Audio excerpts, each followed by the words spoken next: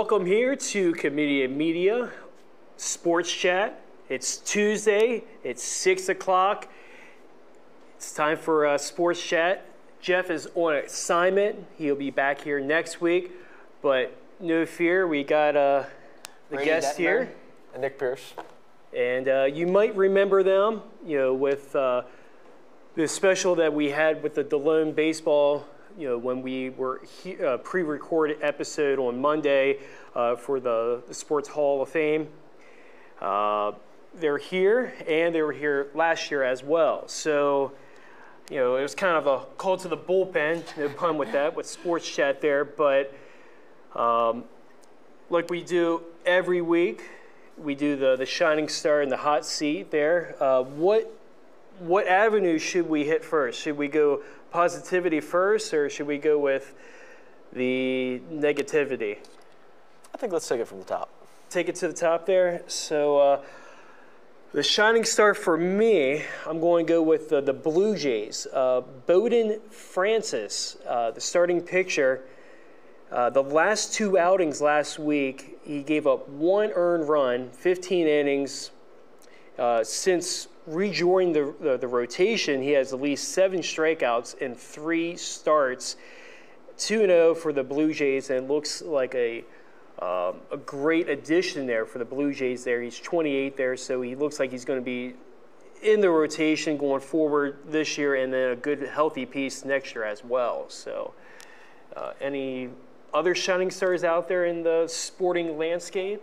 I would say Jackson Merrill. For a young guy, he's having a great season. If he's really, especially the past couple weeks, he's really been tuning up. So yeah. I'd say he's doing a great job. And I'd just highlight Ramon Arias of the Orioles, the third baseman. They've had a lot of injuries, and he's really stepped up with the bat the past couple weeks.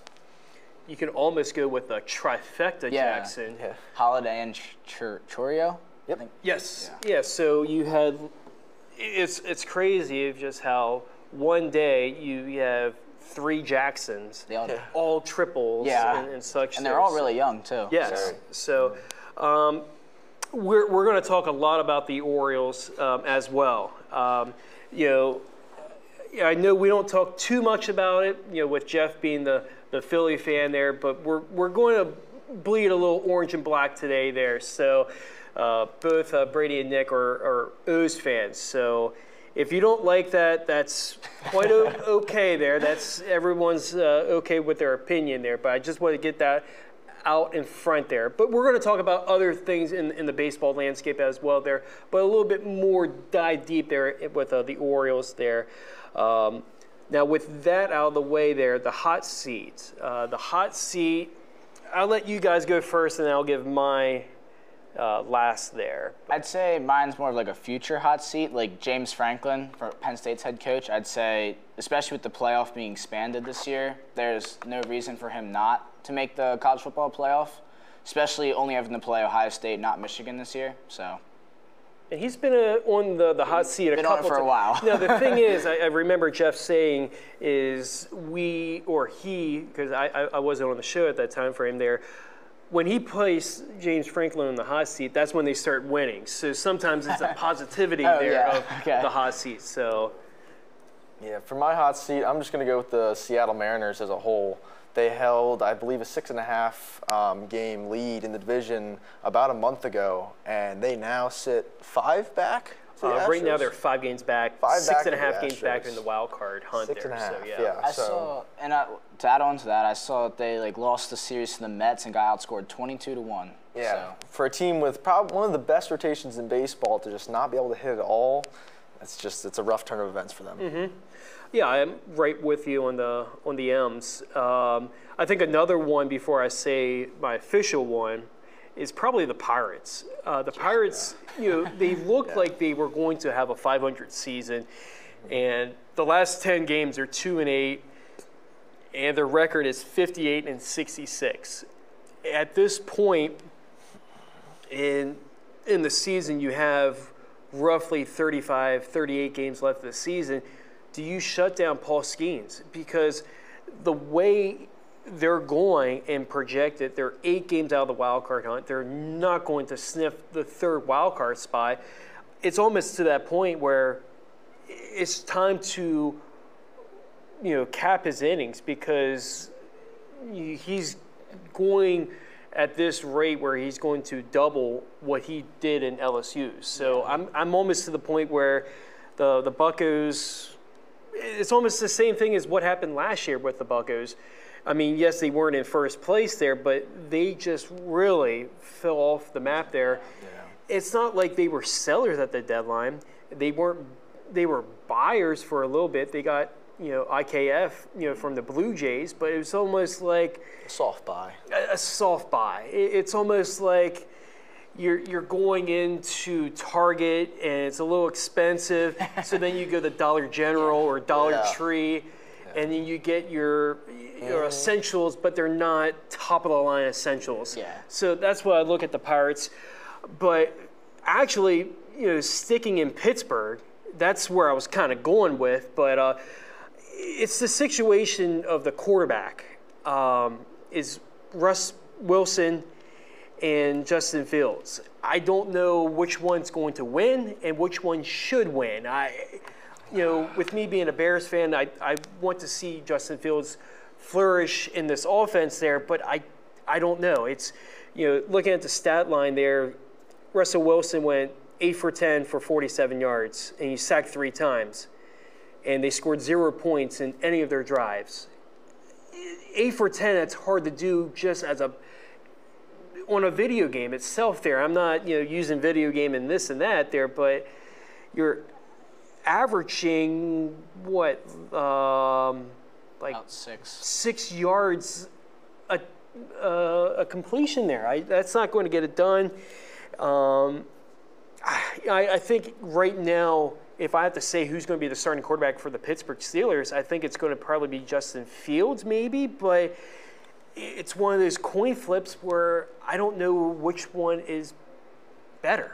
And not to mention, the Bills, it was mostly second string, too. Yeah, against the Steelers third, ones, so you got to be able to put up against second strings and third string if you want to start, so. I think I know Fields has experience, but I think at least to start the season, I wouldn't be shocked if they lean Wilson just because of his more veteran presence. Mm-hmm. But I can't see that lasting long if he performs like that. Yeah, with, Russell Wilson is 35, so I can see the veteran role there for Wilson there. But looking at that division and will they be able to swim in the AFC North, and with a stacked defense with the Ravens and the Browns, and the Bengals defense is not top notch there, but they're right up there. You got a healthy Burrow as well.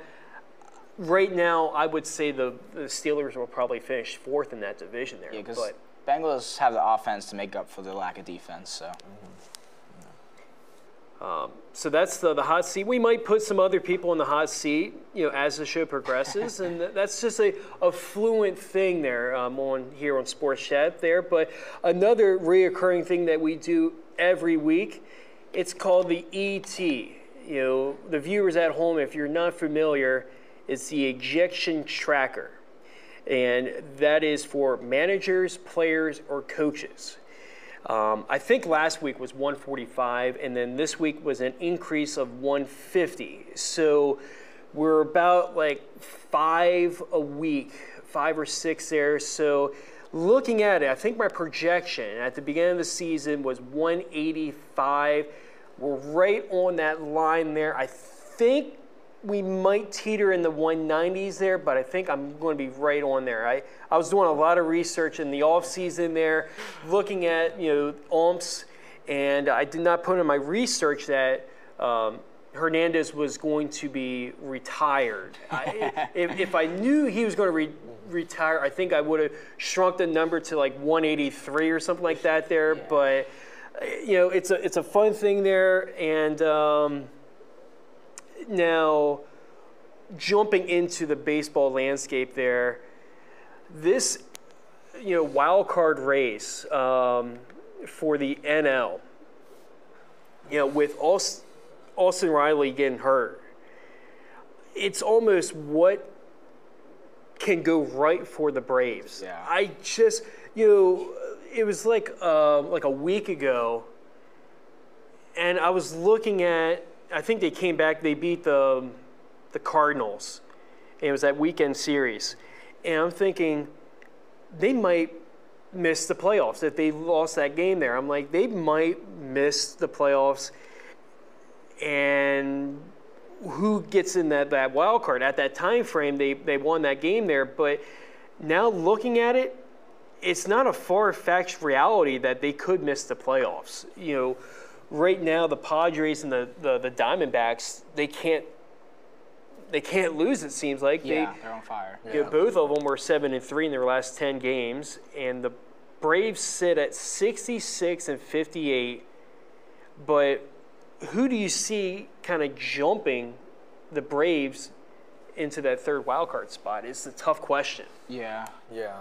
I mean, I know that it's been a nightmare season for the Braves, but they just got Michael Harris back, I believe, right? Mm-hmm. And so that could help them, but Yeah, you can kind of see that as a counter move to the Austin Riley loss, but at the same time, Riley wasn't performing all that great to begin with compared to his normals. He has been swinging the bat a little bit better there, but it has been a little disappointment with Austin Riley in a hole there. But you can say that for the whole Braves lineup. They've been really just weak.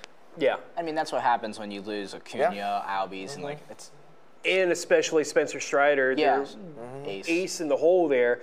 And it just kind of shows just the way that Chris Sale has just resurgent his career. Yeah. You know, I think he's probably the front runner for the NL Cy Young. I mean, agree. just the way he's been pitching. You know, if it wasn't for that, and then Lopez as well. Reynaldo Lopez, he came back. So you have all these pieces there. Yes, they're on a 2-game winning streak there, but I think they're going to make the playoffs just for the sole fact that I don't see any other team out there in the NL that could legitimately jump the Braves. Maybe the Mets, but the Mets are the Mets right now. It's like they win 5 of 7, and then they lose like 8 of 10. It's just like this ebb and flow with them. Who are the 4 and 5 teams right now? So right now, looking at it, the Padres have the first wild card spot. The D-backs are 1 game behind the Padres for the first wild card. Then you have the Braves. Then the Mets are 1.5 games back from the Braves. The Giants are 3.5 back. Cardinals 5, Cubs 5.5. Then the Reds are 5.5 as well there. But it just really falls off. Yeah. But I look at either the Mets or the Giants being able to catch. When you're 5 games back and you're jumping 3 other teams, that's a lot. There's just not enough baseball. So even with a month left of the a month and a week left of the season, that's a lot of, with that there. I'm not even sure who has a head-to-head there, but that's still a lot to even think about with head-to-head. So looking at that, I think you're almost set with the playoffs. I know there's still 35-plus games there, but the Padres and the D-backs, I would say, I'm going to see what their games back is to the Dodgers. I was about to say, I feel like those 2 teams have a better chance of winning the division than missing the playoffs. So. Yeah, I mean, looking at the Dodgers, yes, they've been playing a little bit better baseball. They're 7-3. But they've been kind of murky in the waters there until Mookie came back. Yeah. When Mookie came back, they started hitting the ball. Freeman missed some time there as well. He didn't play yesterday there. So I think it's going to be a 3-horse battle. It wouldn't shock me if any of the 2 others, the Padres or the D-backs, come up and snake the Dodgers there. But I think the Dodgers are too good not to end up with the division title. Yeah. As good as they're playing, they're just too good. I think that the Braves are also, despite all their injuries, too good to miss that playoff spot, even if it's the last spot. The only team that I could see jumping them would be the Giants, actually. Okay. Just because with how well Blake Snell's been pitching, and with Robbie Ray coming back, and he's looked really good in his starts, they could carry that team over a struggling Braves squad. But even if the Braves get in, which I think they will, what are they playing with? I don't see them beating any other teams that are currently pegged in the playoffs. The team that even looking at, and we'll talk about this in the American League side there is not a team that I feel like hands down, maybe the Dodgers, but I think the Dodgers with their pieces around there and having Ohtani, they look like the team that could represent the National League there, but the Phillies have their flaws. The Phillies, they are getting rewarded with a down Braves team that has all these injuries, and the Mets just playing 500 baseball, and the Nats are building for 2025, and the Marlins are just the Marlins. So, the Phillies look like they're going to win their division pretty easily with a 7-game cushion there. And then the division that kind of goes under the radar is the NL Central, because the Brewers, yes, they're 72-52, 20 games above 500. They're 11 games to the good. They have an 11-game lead, but they kind of get forgotten about because you don't really know how good they are. Yeah. It's just the loss of Yelich. Huge. He's out. Is he out for the season? Or? Yes, he's out for the season. Just missing that leadership. So that's why I thought about putting the Brewers as the favorite in the NL, but I can't get myself to say that there. There's so many other pieces that I feel like could fall apart there. I think a sleeper team that could make a run is either the Padres or the Diamondbacks. I could see representing the NL, but there's still a lot of baseball to be played there. And then we can spin over to the AL side there. The wild card looks like it's going to be down to a few teams as well. You got the Twins and the Royals tied for the second and the third wild card spot. The Orioles have 2.5-game cushion there, and the Red Sox are 4.5 games back. Seattle 6.5 games back. Tampa 7.5 games back. I don't really have to go any further than that there. So what I'm getting at, it looks like you have your playoff field in the American League. It's going to be Yankees, Orioles, whoever. Yeah, because essentially there's only 2 wild card spots up for grab, basically. So it's because Yankees or Orioles, they either get the 1 seed or they're going to be wild card. So I think the more entertaining races are the divisional races. Almost all of them are within a couple of games. Yeah. Oh, yeah, absolutely. And that's the thing where the races is going to be critical because you get that bye. Except for, Houston really has to play some great baseball. They're 4 games back. I'm not saying they can't, but whoever wins the AL East and AL Central is going to get in there. And, seeing, with the Yankees and the Orioles, I really think that's going to come down to that series in September. It's almost a matter of who wins that series. I know the Orioles, if they win one of the 3 games, they win the season series. yeah, But I don't know if that's going to be enough to get that over the hump there. especially because they've had last night close loss, split with the Red Sox, who have been hot, but they just need to. They need to make sure they keep taking care of the teams that are below them, or else the Yankees will start. As long as the Yankees keep playing good baseball, start playing good baseball, they can run away with it. And we said this before the show started, and it's one of those things where you look at it in hindsight. Yes, the Orioles with all the woes and what could be, they're a half game back. You can almost say the same thing, if you're a Yankee fan, like, we had all this trouble and, couldn't win games and, the offense went the shambles, but we're in first place. But looking at the Orioles, they could easily be up 6-7 games. Yeah.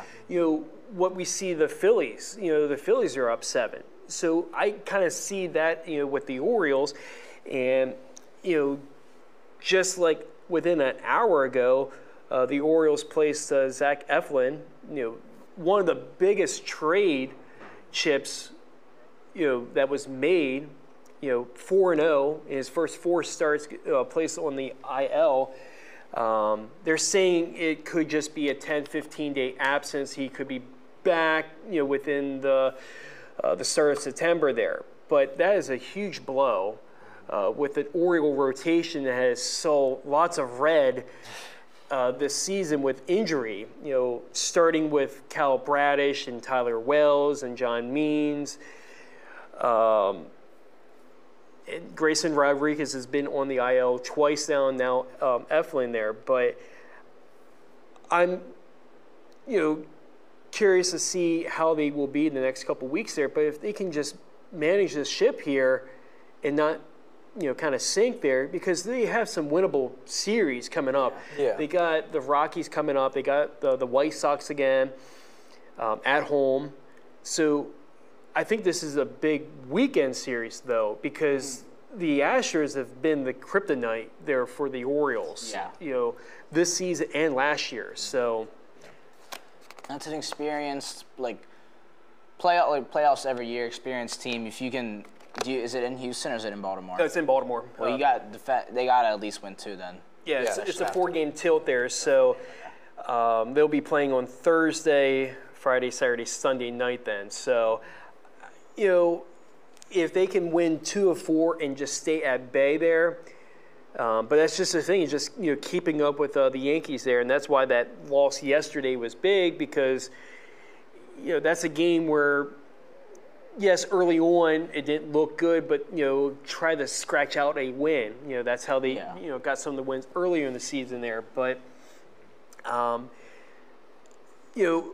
who do you look at this roster, from the beginning of the season to now as the unsung hero of this squad?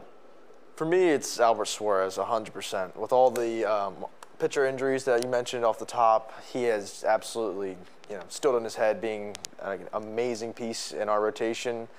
Brady and I were both fortunate to be at the game Sunday. Sunday. Yeah. Sunday, and he pitched a 6-inning shutout, and he was just fantastic. And for a guy who's never really had an extended stay in the majors, just to be such a huge part of a playoff contending team, that's huge. Mm-hmm. And I would say the emergence of Anthony Santander has been huge, because with Westbrook going down, they needed someone else to step up, and Tony Taters has done a great job. So, I agree. I would go right along that line there, but if I have to go with a third, I would probably go with Ramon Urias. Just with the sole fact of him not playing so much, and then him, yes, his glove has not been the same as what it was a couple years ago when he won the Gold Glove there, but him just being able to come off the bat and then off the bench and getting some critical hits. Last night with the 2-run or the solo home run because of the balk, but just being able to be the weapon there on the field, because at one point I thought he was a trade chip there. Yeah. Because it looked like we don't need Urias. He's a great guy, but we have all these young guys. So it was good that he's still on the team there, and kind of moving forward there. So another guy I would like to give credit to is Holiday, just because of how high the expectations were, and he was completely opposite from the expectations. So just I feel like it shows how mature he is as a 20-year-old. To go back, to be sent down and then come back up, and just he's just been on fire. So yeah, it kind of shows, we're not saying with Mayo being sent down is going to be the same as Holiday. Everybody's different, but I think there's so much added pressure with Holiday when he came up in April, and he just didn't perform. Yeah. And when he came up this time, and then hitting that grand slam, I think is just that, just that weight, that monkey off the back there. I can actually do this. Yeah, just a little bit. So I think now he is batting around that 200 mark there. Which for a guy who struggled as what he poorly did as there. he did, that's huge. Now, the thing, I said this to a couple other people over the weeks there. When he went on that tear and he had the home run against the Guardians and getting a couple more under his belt there, how many home runs do you see him hitting in the next 35 games? Or what do you see him ending in the regular season? Because He's at 5 now? he's at 5. So at this time frame, I said the over-under at 10. So I feel like that's a great number. I feel think like that's he what- will hit that's that what I was number. gonna I think say. it's going to be 10 on that number because I think it's going to be, maybe 3 here and then another 2, and that's where you finish at 10. You also got to factor in how many righties will the Orioles see because I don't think he's hit a home run off a lefty yet, has he? I don't know. It's So, all been right-handed pitchers So there. Yeah. that cuts, we'll say, half the games maybe. So, not saying he can't hit a home run off a lefty, but he just hasn't shown it yet. So. I think 5 more. That 10 is a yeah, good I agree. barometer I number think there. it's realistic. I think the other thing is with all the pitching woes they've had, well, as we go down the stretch, there's going to be a lot more pressure on the young bats to perform to kind of propel them there, and it'll be interesting to see how they perform this year as compared to last year, because I think especially in the playoffs last year we saw them kind of cripple under the weight of being young and inexperienced, and now this year with a little experience behind them, I wonder if the young bats take the next step and propel them over the Yankees like we were talking about. Oh, yeah. And he can be the centerpiece of that, in my opinion. And it's another person, like Gunnar has finally, I think he had his power slump, but he's starting to get that back with home runs in a couple games recently. So we need his power. And with another, going back to Holiday with his resurgence, I mean, we saw Rutschman and Henderson when they came up, they both struggled. And then they just as you, I guess with every baseball player, as you mature, you're going to see better. So I think Kobe Mayo will be okay. It's like the peaks and valleys there. And, do I see Mayo coming up in September? Probably the September call-up. It's not what it used to be where it's 40-man roster and all that there.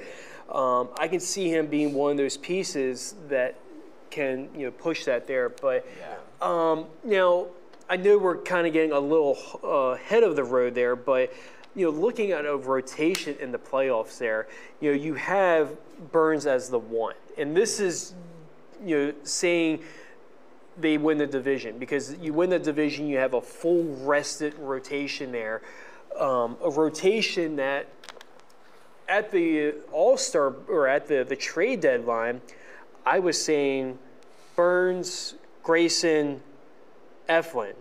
Now it could, change the pieces there where it could be Burns, it all comes down to matchups and all that there.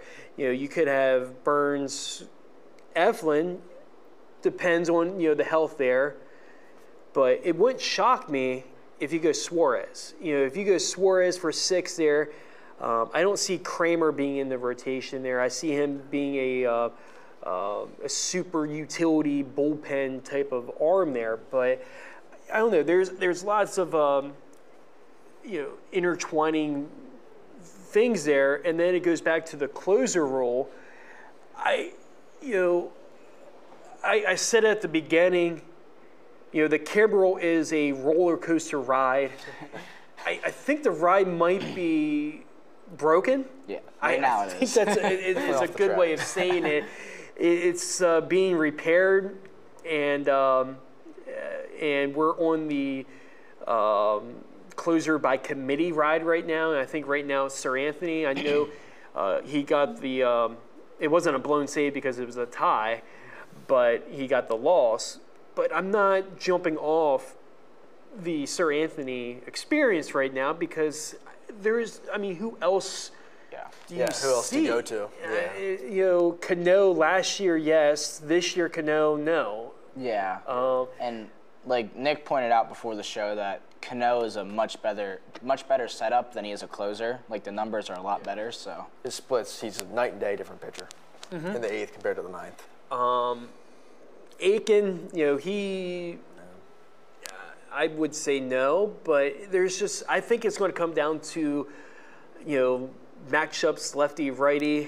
I know my dad hates the matchups and all that there, and why is this pitcher coming in, and why is Brandon Hyde doing this and that there. Sometimes I don't really have an answer and all that there, but sometimes it works, sometimes it doesn't. But looking at it, kind of going back to the picture of the American League there, I don't see. I think the Royals are going to take that, that third wild card spot there. Mm-hmm. I think they're almost like the Orioles of 2.0. I think the way that they have played, they had 106 loss last year, and I think they're almost like the feel-good story of this year. Yeah. Looking at the direction that they have played. I think they're the Orioles of 2 or 3 years ago. Maybe last year or the year before. Yeah, that's a good way of putting it. I think they're definitely a team in the next year or two we could see kind of being very comparable to the Orioles. Not quite there yet. There's a lot of holes in that lineup, and the rotation has been really good, the bullpen, but they're a team that is really fun to watch. But I feel like they're still a year away from really being serious contenders. And then anything could happen in October there. Oh, yeah. So if you just get in that dance and especially with Bobby Witt in your lineup. Oh my gosh, yeah. Happens, and that's a great centerpiece there. Locking him up there. 13-year deal. Yeah, so it's big. I thought that was going to put pressure not just the Orioles young guys there, but other young guys in baseball. The Corbin Carrolls and all that there. Do other teams feel pressure? Hey, we got to lock this player up. Who do you see the Orioles locking up? Because with this new ownership there, I think one of them or two of them will get locked up there. If you have the decision of one or the other with Gunnar or Adley, that's a tough one. If it was me, personally, I would probably lock up Gunnar before Adley. I think I agree with that. Just because Gunnar, I think he's batting, I think it's 290 this year. Around there. Yeah. With a lot of home runs. So I feel like just the explosiveness he brings to the offense is probably valued a little bit more over Adley, who has struggled at some points this season, and now he's going through a back injury, but I think I would lock up Gunnar too. Also from an age perspective, I think he's 2 years younger than Adley, maybe 3. And the reason why I pivot towards Gunnar is because with Sam Basayo on the doorstep as a 19-year-old, he could come up, and he's like the youngest player, in his, in the Double-A and all that there. So when he moves up, he's just going to be, he could be 20-year-old, where Adley was, 24, 25? Because, with that, the COVID and all that there, he wasn't up there when he would have. Yeah. So, that's very curious. Do you put Adley at first when that, time would come? But if I have to say of all the young players there, I mean, there's other young players as well, but they'll lock them up to 13 years or 12 or something like that there. I would say Gunnar over Adley there. Because, I mean, with catchers and all that there, you're not signing a catcher to 10 years. Yeah. So, now, what team in baseball would you peg as the most disappointing team this far on August 20th? I mean, things could change there, but looking at, you can put injuries and everything into the equation there. Who is the most disappointing team? I think for me, it's a slam dunk answer of the Toronto Blue Jays. Okay. Going into this season, they returned the majority of their young core, who, I mean, they've ran out this pretty similar lineup the past couple of years, and they just haven't performed. And you can point to Bo Bichette just really being a shell of his former self, the aging pitching, aging as it should, and their bullpen, I believe, is probably the worst in baseball. But for a team that was going into the season in a tough division, but vying for the playoffs to now be below teams like Boston, who has outplayed their expectations, but in the cellar of that division, they've just completely fallen apart from what people expected. And to me, that's the most disappointing. Yeah, you took my answer, so Well, there you go. All right. I definitely agree with all that. So. I was in that same range there. I had an American League team and an NL team. My AL was the Blue Jays as well, but the NL, I would say probably the Reds. The Reds was that the hot pick of the win that division, with Ellie De La Cruz and all that young, infield there, and having that pitching. Right now you sit 61-64. Yes, you're five and a half games back from that third wild card spot there, but I think it's a disappointment because as a team like that in a winnable division, and now you're looking at another season below 500. That's where I kind of felt kind of a disappointment there. I guess if I had to choose one, I would also add like the Mets, just because of the Braves injuries. Like they're like not even the same roster. Like the fact that they have the pieces to where they could jump them and possibly make a run to playoffs, but they just and that they were for a while, and now they just like we talked about earlier, they cooled back down 500 baseball. Yeah, so they're just like. Yeah, I would say in the month of April, they looked like they were going to be like the worst team in baseball. Yeah. And just the way they couldn't win games, and then then the grimace effect happened, and then they started winning games. Yeah. But I think they're, just in that middle tier level there. Not disappointing, but yet not overwhelmingly there. Yeah, I wouldn't say that they were disappointing. They're just like not taking advantage of an opportunity that's presented to them. So Like the Phillies. Now, quickly, before we talk a little bit about football there, who's the surprising team? I think it's almost, we kind of mentioned a little bit about, I would say the most surprising team is probably Kansas City. Yeah. From where they were. Some people could say the Guardians, which is, respectable answer there with a new manager, first-year manager, and having the lead there. So I would say Guardians Royals is a respectable, surprising team there. The Red Sox have also been hot, and like Nick said agree. earlier, they're exceeding expectations. So I think I believe one you could say. they've put together one of the deepest young lineups in the game. Their pitching fell off in the second half, but they've been really surprising. And they're going to play spoiler for a lot of wild card teams, I think. Especially, with their schedule going down the stretch there. So with the last few minutes of the show, we'll talk a little bit about football. What's your guys' take on this new NFL kickoff rule? Are you for it, against it? It's going to take some getting used to. Yeah. But I just think that, I feel like if you put, a running back there, instead of, because the normal kick return guys are the super fast, skinny, small guys. I don't think that's going to work as well because you have small holes and, the best guys, running backs, do that as, their job, reading small holes, finding them. So you probably don't want to put your starter back there, just risking injury. But if you have, a second or third string running back, could be a pretty good kick returner this year. So that's a good point. And the thing is will teams just kick in the end zone? I saw the stat on here where, 78% of the kickoffs have been returned. 11 have been returned to the 40-yard line, but I think it's going to be one of those, if you have a good defense, just pin them, just kick it in the end zone, and then just start at the 30. So I think you're going to see a lot of that there.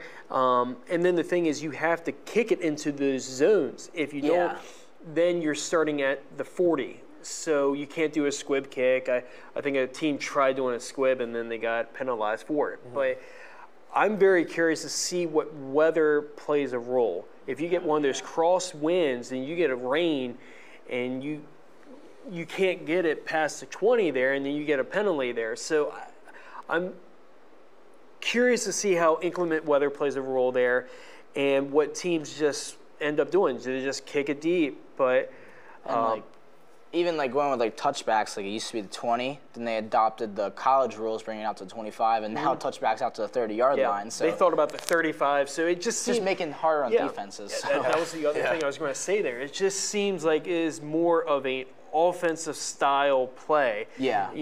None of these rules ever play a role with the defense. It's always the offense. We want points.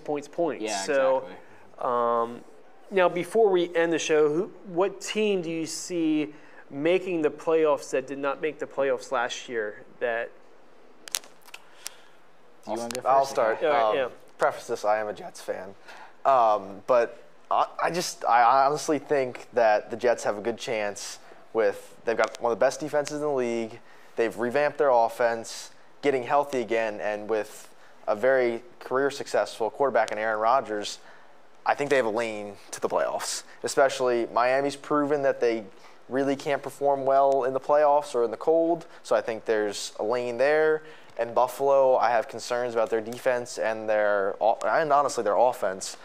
Just the pieces they have. I think they have a lane. If everything goes right and they stay healthy, the Jets to the playoffs. Mine, well, I'm a huge Caleb Williams guy, so I think it could be the Bears, which I'm sure you're happy with. That was my answer there, so yeah. But I would because NFC, you're probably going to get, I'm assuming Cowboys, Eagles from the East. South, you're probably getting one team. Yes. And then the North, I'd say Lions, Packers, but then you throw in, I guess it'd be, for me, I could choose the Falcons or the Bears, because whichever one plays better, because I think the Falcons, especially adding Matthew Judon, will be a much improved team, new play caller, and they'll... And a better quarterback, yeah, too. Better quarterback, exactly. But I think Caleb's a rookie, but I just think he's pretty darn good. Yeah. So. I'm going to go with the other end of the coin that you had there. I'm going to go with the Falcons, just because you look at that division with a veteran type of quarterback there. I think he has the weapons around there with London, Bijan, to get a wild card spot there. Maybe win the division there, but you're going up against the likes of teams that you can get ahead there. The Saints, I don't see Carolina's years there, and then the Bucks. I feel like it's a two-man race for the division. So I would go with the Falcons there. And any final thoughts there? I was going to bring up some Cowboy stuff there. If you want to say about the just sign CD. I don't know what the problem is. That's all I got to say. I think he's going to play week 1 there. I hope so. Because if not, it's because the year before they traded for Amari Cooper at the deadline, I think their wide receiver 1 was Cole Beasley, and Brandon Cooks, I think, is better than Cole Beasley, but that was just not a fun year to watch. So please sign CD. In one of my, I don't think anyone cares about my fantasy league, but I have CDs, so I would, it would be a little rocky ship there, not having your number 1, first round pick there, but I'm in the agreement there. Sign CD there, but then you have Dak there as well, and then you got Micah as well. It's lots of pieces there, and you gotta pay the star players eventually there. Yeah. So and I just think that Dak had a very good season last year, and obviously it didn't show up in the playoffs. But Dak doesn't do what he does without CD. So if you're going to pay Dak, you might as well pay CD, because, me and my dad talk about this all the time. If Dak should go, you're not going to get a better quarterback than Dak in 1 year. Yeah. Just because the roster is too good to get a top 10 pick, or else you're going to go for a veteran and or you have to trade up to get him. Yeah, and it's just I don't really want a Russell Wilson, a Derek Carr that some teams have brought in to be their answer. It's just an aging quarterback that is a Band-Aid. It's not going to be, and in my opinion, it's not going to be better than Dak, because if you look at the numbers last season, I think he had better numbers than Lamar, who won MVP, and purely based off regular season, he's been right there with Mahomes. Obviously, they're different players. I'm not comparing him to Mahomes at all, but he can produce. It's just got to get over the playoff thing. So. Mm-hmm. I agree with that there. Any final thoughts there, guys, first show, kind of talking sports, Yeah. and all that there. I had the pleasure of having you guys on there. Anytime you guys want to come Thanks for on having there us. with Jeff and Yeah. I there. And just a reminder, next week Jeff will be back on with myself, and we'll talk sports and everything like that there. And 15 minutes we'll be having trivia.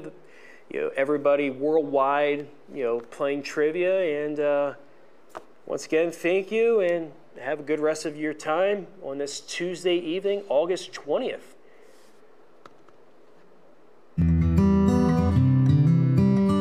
All right, and we're out. You want Sean to take the picture? Oh, yeah. Would you mind taking the picture?